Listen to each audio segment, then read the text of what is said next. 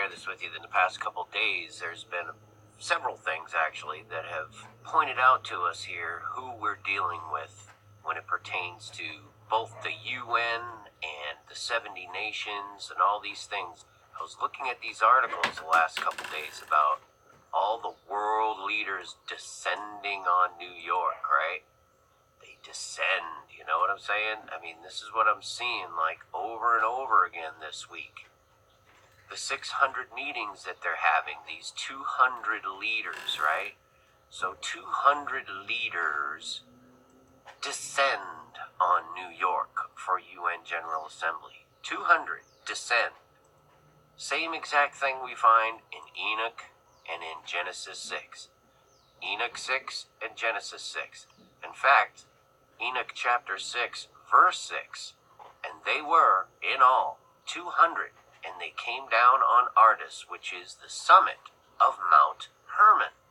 And they called the mountain Hermon because on it they swore and bound one another with curses, with oaths. Okay, they made oaths with each other.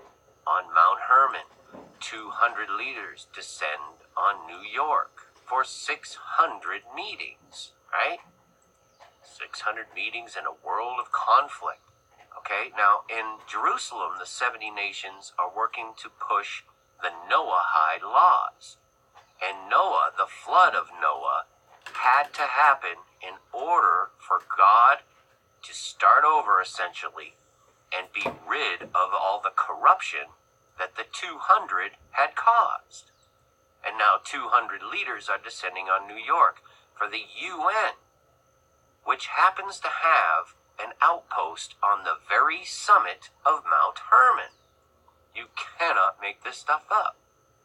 Mount Hermon, the UN, look at this, the United Nations, is the highest permanently manned UN position in the world, known as the Hermon Hotel, at 9,232 feet. This is what is at the very top of Mount Hermon, is a UN outpost where the 200 descended. And they're bringing in Noahide laws. The 70 nations will become the UN, if you will. And Noahide, Noah was 600 years old when the flood came, in order to be rid of what the 200 had caused. You see where I'm going with this? They're all just deceiving the nations, both the people in the UN and the people in the 70 Nations Conference. Most of them have no idea what they're doing. They don't even have a clue that they're deceiving themselves and the nations. And the 70 nations are really deceiving because they're calling people in for a non-Jewish sacrifice that has zero to do with Noah's covenant. So this is an outright heresy right here, saying that this sacrifice will renew Noah's covenant. God made a covenant with the earth in Genesis 9 through 11. Noah made his offering when he exited the ark in Genesis 8. Okay, and they're having it on the Mount of Olives, right? The Mount of Olives just happens to be where Jesus ascended into heaven from in Acts 1, and he'll return in like manner. It's just a mockery, you guys. There's so much proof in the Bible that Jesus is, in fact, our priest forever after the order of Melchizedek. It's just unbelievable what these deceivers are doing. And they're deceiving the Jews probably more than anyone else. And it's working through this Kabbalah, black magic, and sorcery, all of these things combined. They're throwing everything they got at the world to be sure that their deception is successful. When we are successful, and we will be.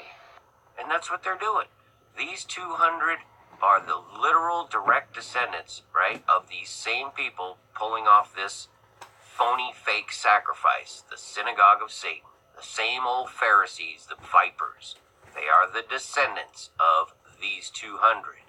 Okay, and this is who we're dealing with. These are very powerful principalities and powers. You do not attempt to go after these things on your own.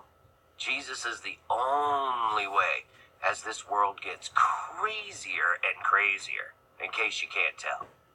And Trump, he did a conference on protection of religious freedom at the UN the other day.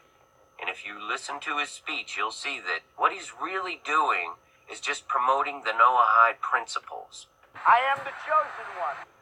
Laying the groundwork so that people will agree that yes, these Noahides make perfect sense. This could actually bring peace to the world. It's the enforcement that matters. And that is exactly what they're building right now, is their enforcement grid. And these things that we're summoning into the world now are not demons, they're not evil, but they're more like the Lovecraftian great old ones. There are entities that are not necessarily going to be aligned with what we want. And nobody is paying attention. It's all coming, folks. It could be sooner or later, but it's coming. And without Jesus, you will be ensnared. Otherwise, you're being nasha, you're being beguiled, deceived. It's a trap! You understand? I really, really hope so, because this is what we're looking at. The 200 leaders descending for 600 meetings. The 200 fallen on Mount Hermon, where the UN has an outpost. I hope this makes sense, but this is just what came to me the last couple days, and I believe it really does have some relevance here. They're trying to put you under the curse of the law, because Christ came for one sacrifice for all.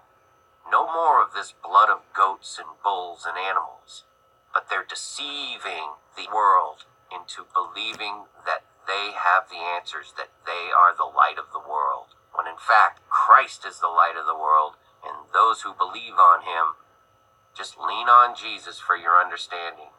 I hope you're all having a good week. Peace and grace to y'all. Many fish.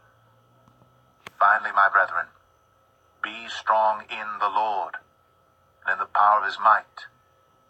Put on the whole armor of God, that ye may be able to stand against the wiles of the devil.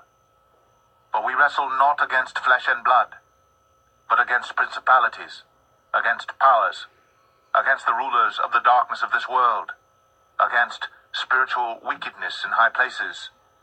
Wherefore take unto you the whole armor of God. Amen.